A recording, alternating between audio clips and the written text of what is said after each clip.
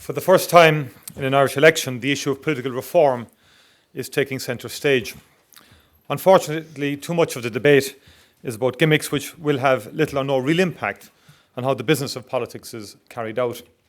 The cost of politics is important, but reducing the cost of politics is entirely separate from real reform. Simply cutting numbers will just mean that we have fewer people doing effectively the same thing as before.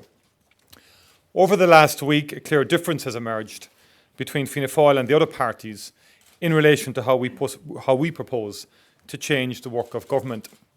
Each of the other parties is proposing to leave our current system of cabinet government effectively unchanged. And they are suggesting some changes to Dáil proceedings and the work of committees, but the basic approaches to the selection and work of government would remain unchanged.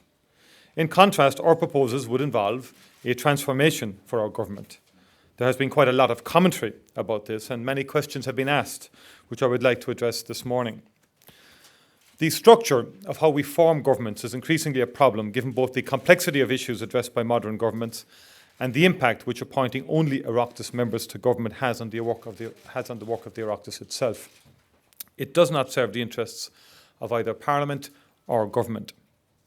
The current system effectively removes almost 20% of the membership of the Dáil from the daily work of Parliament outside of their own departmental areas. If you look at it another way, over 1/3 of the votes required to pass legislation comes from TDs who play no role whatsoever in the debate or amendment of the legislation concerned. The current system also does something else more fundamental. It limits the range of talent which can be drawn upon in the formation of a government. Democratic legitimacy is not about the personal mandate of an individual minister. It's about the mandate of government and the ability of Parliament to hold ministers to account. In order to ensure that the Dáil's work is strengthened and that ministers are more focused solely on their work as ministers, we are proposing that they not serve as members of the Dáil and government at the same time. In order to ensure that we draw on the fullest range of possible expertise in forming governments, we are proposing that membership not be limited to members of the Oireachtas.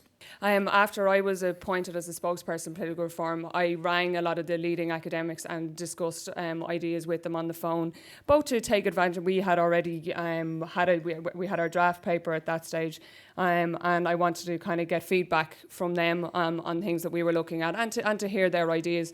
I think it would be crazy not to have done so, not to actually listen to people who have been working on the area. So we did that.